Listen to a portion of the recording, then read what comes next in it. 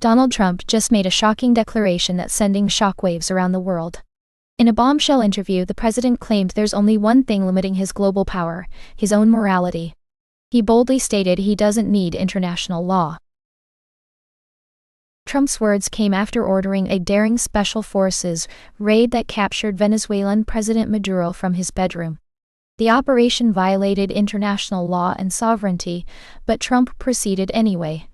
He's now personally overseeing Venezuela's oil exports in colonial-style control. Trump's ambitions extend to Greenland, where he wants ownership for what he calls psychological success, despite it belonging to NATO ally Denmark. His rejection of international law could embolden rivals like Russia and China. Is America safer when one person's morality guides global policy? A massive avalanche of garbage has buried workers alive at a waste facility in the Philippines. One person is confirmed dead, 7 injured, and 27 others remain missing after a huge mound of debris collapsed in Cebu City. The collapse struck a waste segregation facility in Binaloo village, burying workers inside a warehouse where they separated recyclable materials. 8 people were pulled out alive overnight, but rescue teams continue searching through the dangerous debris. Mayor Nestor Archival says all response teams remain fully engaged in the search operation, with strict safety protocols in place. The facility employs 110 workers total. When disasters like this strike without warning, it makes you wonder, how can we better protect workers in dangerous conditions? Federal agents shot a married couple in Portland Thursday during what Border Patrol called a targeted vehicle stop. Oregon officials are now launching their own investigation into the incident that has sparked renewed outrage over Trump's immigration enforcement tactics. Federal officials claim the couple tried to run over agents and are linked to the Venezuelan gang Tren de Aragua. Portland's mayor questioned the government's account, saying, quote, "There was a time when we could take them at their word. That time has long passed." This shooting comes just one day after ICE agents fatally shot a woman in Minneapolis, prompting both mayors to demand federal agents leave their cities. As investigations continue on both coasts, the question remains, is this the kind of enforcement America needs? Big oil CEOs just met with Trump about Venezuela, but they're not giving him what he wants. The oil industry is expressing serious skepticism about investing tens of billions to restore Venezuela's crumbling infrastructure. Here's what they're demanding instead. Oil executives are refusing to make firm investment pledges, calling Venezuela too volatile. They're demanding guarantees for employee safety, rule of law, and protection from asset seizure. The country's history includes rampant theft, hostage-taking, and foreign companies losing billions in seized assets. The math is staggering. Restoring Venezuela's oil production would cost over $10 billion annually for more than a decade. Companies want government-backed financing, political risk insurance, and compensation for past losses before they'll consider returning. With Venezuela's massive oil reserves at stake, it makes you wonder, is the potential reward worth such enormous risks? Today, oil executives are meeting with Trump about Venezuela, but they're not bringing their checkbooks. Despite massive oil reserves worth billions, Big Oil is saying no to Trump's investment pitch. Here's why they're refusing to commit. Oil companies want guarantees before investing the tens of billions needed to rebuild Venezuela's crumbling infrastructure. They're worried about employee safety, equipment theft, and the country's history of seizing foreign assets. The risks are simply too high right now. The potential payoff is enormous. Venezuela has some of the world's largest oil reserves. But restoring production would take over a decade and cost more than $10 billion annually. With so much money and risk involved, would you bet on Venezuela's stability? Minnesota Governor Tim Walz is preparing National Guard troops for potential deployment following a fatal shooting by an ICE agent.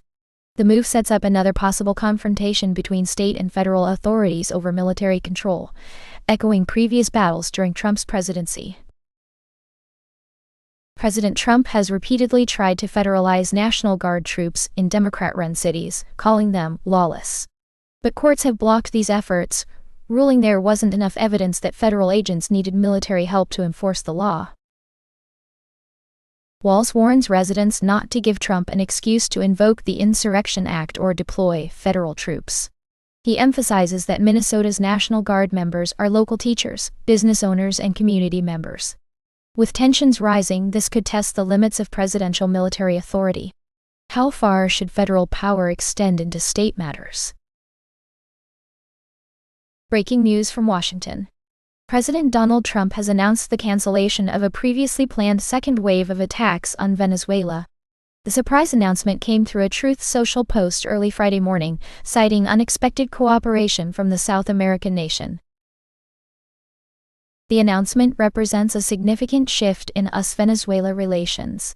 Trump's social media post stated that the attacks were canceled due to Venezuela's cooperation with the United States, though specific details about this cooperation remain unclear as this story continues to develop. This developing story raises questions about what prompted Venezuela's sudden cooperation and what it means for future diplomatic relations. As more details emerge, the international community watches closely. What do you think led to this unexpected change in Venezuela's approach? The Bureau of Labor Statistics releases today's jobs report at 8:30 a.m. Eastern, and the numbers paint a troubling picture. Economists expect only 55,000 jobs were added in December, marking 2025 as the worst year for hiring outside of a recession since 2003. American workers are feeling increasingly hopeless, with the perceived probability of finding a job hitting a record low of 43.1%. Only healthcare and leisure industries are thriving, accounting for 84% of all job gains, while representing just 22% of employment. The hiring recession was intensified by President Trump's tariff announcements in April 2025, creating widespread uncertainty. However, some economists see hope as December layoff announcements fell to a 17-month low, suggesting the worst of the slowdown may be behind us. While Indiana celebrated their stunning Rose Bowl victory over Alabama, flying home at 3:30 a.m., college football's calendar chaos was just beginning. At the stroke of midnight, the transfer portal opened, forcing coaches into an impossible situation during the most critical games of the season. Ole Miss coach Pete Golding faced the ultimate test as his assistant coaches abandoned ship to join Lane Kiffin at LSU, just hours after beating Georgia in the Sugar Bowl. Meanwhile, academic advisors scrambled to process transfers into already full classes, often just 24 hours before deadlines. The broken calendar forces high school seniors to leave before graduation, coaches to recruit during playoff prep, and universities to hold dozens of spots in overcrowded classes. As one coach admitted, college football has simply gotten better at handling chaos rather than fixing the underlying problem. At 8:30 a.m. Eastern today, the Bureau of Labor Statistics releases December's jobs report, and economists are predicting devastating news. With estimates of only 55,000 jobs added, 2025 is on track to be the worst year for hiring outside of a recession since 2003. Americans' job-finding confidence has plummeted to a record low of 43.1%, while fears of losing work have soared. Only healthcare and hospitality sectors are hiring, creating what economists call a K-shaped economy, where most industries face a hiring recession. The labor market slowdown intensified after President Trump's tariff announcements in April, stifling hiring across most sectors. However, some economists see hope, with December layoff announcements hitting a 17-month low, suggesting the worst may finally be behind us. Luigi Mangione returns to federal court Friday as his defense team fights to save him from the death penalty. The 27-year-old is accused of murdering United Healthcare CEO Brian Thompson on a Manhattan sidewalk in December 2024. His lawyers argue key charges should be dismissed over technical legal issues, claiming the stalking charges aren't violent crimes. They also want Attorney General Pam Bondi to recuse herself due to potential conflicts of interest with United Health. The case has sparked nationwide debate about health care, with over $1.4 million donated to Mangione's legal defense fund. Federal Judge Margaret Garnett will hear arguments that could determine if the death penalty remains on the table. The 2026 midterm elections will be the most consequential in decades. Starting with primaries on March 3, these races will determine whether Republicans keep control of Congress, or if Democrats can stop Trump's agenda and launch investigations into his presidency. Key battlegrounds include Texas, where Senator John Cornyn faces primary challenges, and Georgia, where Jon Ossoff seeks re-election. Ohio's Sherrod Brown attempts a comeback against Jon Husted, while Maine's Susan Collins faces her toughest challenge yet from Governor Janet Mills.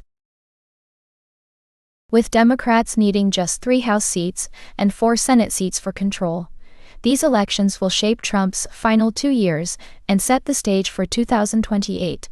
The first presidential race in 16 years without Trump on the ballot. 2 American cities are in crisis after federal immigration agents shot civilians this week.